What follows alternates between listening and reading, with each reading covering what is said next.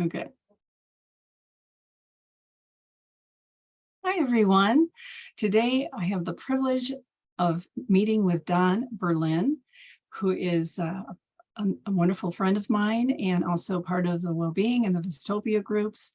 And we thought we would take some time to share our vegan journeys, and he offered to do just that. And so I want to just have you introduce yourself, Don, and tell us a little bit about how you became vegan. Yeah, so I'm Don Berlyn. I'm a physical therapist and hypnotherapist, and I'll talk more about that later. So I grew up in Arizona, which is a big meat eating place. And as far as my journey, I decided to give up meat in 1972, and I actually have the exact date when I did that, and it had to do with Lent. So that's for those who don't know, it's for Christians, there's a period of 40 days where you give something up, and it's kind of follows the path of Jesus, who went 40 days without food and water, I believe. Anyhow, so I did that just almost as a challenge without really thinking about reasons for doing it. I was the only one I knew. And back then, I got a lot of, like, how are you going to, and I was in sports too. So, how are you going to get protein, and, what are you going to eat, and all kinds of questions like that. But I went ahead and persisted. And as time went on, my endurance got better, my strength got better. All the dire things that were predicted didn't happen. But before that, I was like your typical American teenager. I ate tons of, burgers and all kinds of meat. And so it was a sudden switch. And as time went on, I thought more and more about what meat is. And that made it easy to not ever want to eat it again. And then after a while, I gave up eggs kind of gradually, or that might have been a sharp decision. I didn't give up dairy until about 12 years ago, when, as all this the cheese thing, I started to realize how evil the dairy industry is. And I was totally caught by surprise, because they always, they present happy pictures and all that. So once I realized that, it's pretty easy to give up dairy. So that was 12 years ago, and I'm still alive, doing well. And then as a physical therapy, I don't encounter these issues much, but as a hypnotherapist, a lot of people see me with stress, anxiety, and quite a few people have guilt in the background. And so that's what attracted me to being in the dystopian group, is all the guilt that people are dealing with. And there's ways that I could help. So that's probably that. So does your faith influence being vegan? Does being vegan influence your faith? Or how does your faith intersect with your choices? Yeah. So initially I started off as a Christian and, Lutheran. And so some things about there influenced me, but not so much. In my experience, there wasn't a whole lot in Christianity that addressed the idea of being a vegetarian, and certainly not being a vegan. There's some things in the Old Testament about, what ends up being kosher, what you should eat and what you shouldn't eat. But other than that, I didn't find much. But as time went on, I became more and more interested in Buddhism. And there were things there that had more to say about being a vegetarian, although certainly not all Buddhists are vegetarians. So that's probably the faith part. And then if I think about what, anytime I think about life and how important life is, then that's kind of my big influence. Why are we here in this creation? What are humans doing? And what should we be doing as far as, making it a better place? In so many ways, the environment and health, which I see as a huge crisis in my physical therapy world. And then certainly not least is what happens with all the animals. So is there a way that people get a hold of you if they're interested, if they're grappling with something with like guilt or, their health or emotionally? Is there? Yeah, there's how would someone get hold of you? Well, the easiest way to get me directly is just to go to flagstaffhypnotherapy.com, or hypno flag hip. I gotta redo that one. Anyway, FLAGHYPNO@gmail.com.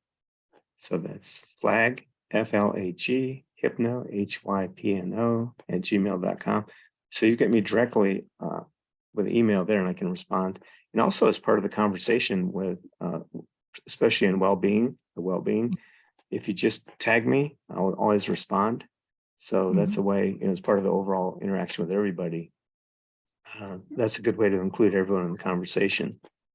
But if you want me just individually, you can use the email I just mentioned. And you provide services in person and online too, don't you? Yeah, especially due to COVID, I've done Zoom sessions like all over the country and even in Canada. Okay. So wherever Zoom can go, I can go. Awesome.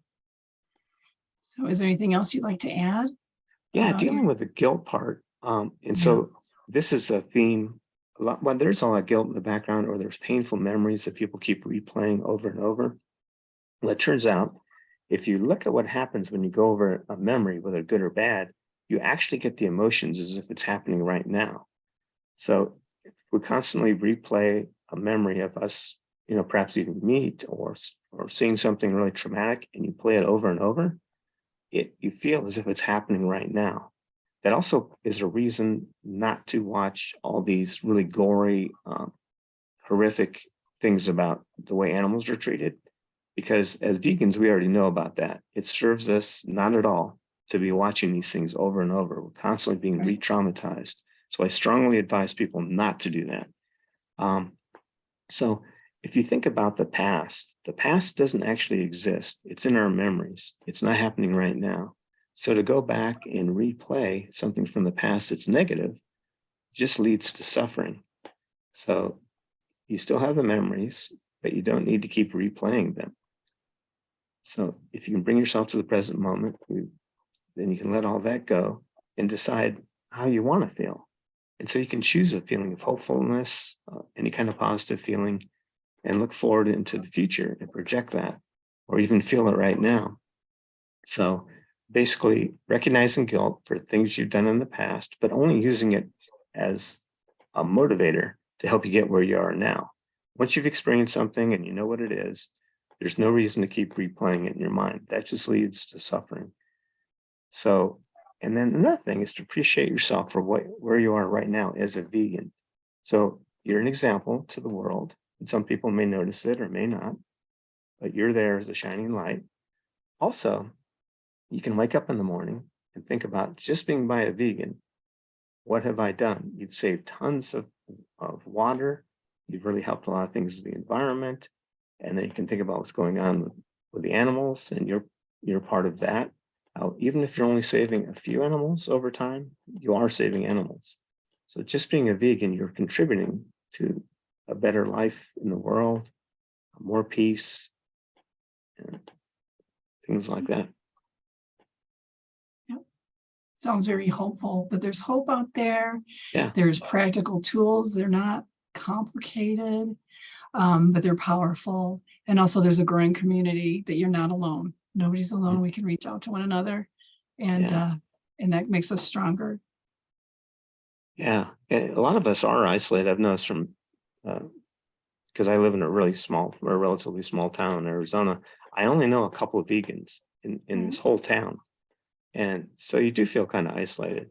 Now with Zoom and everything, I'm connected to people and through the internet groups like the WellBeing and Dystopian. So there's always vegans you can reach out to, which I found to be quite helpful. So you're never really alone. We just have to realize it and then reach out. That's the blessing of Zoom and everything that we have this now. So awesome. Anything else you'd like to add? No, that's about it. But first of all, thank you for being vegan. You are making the world a better place in so many ways. And not the least, of course, is with animals. But so thank you for being a vegan. I really appreciate it. Yep. Well, bye for now. Okay, bye for now. Until next time. All right.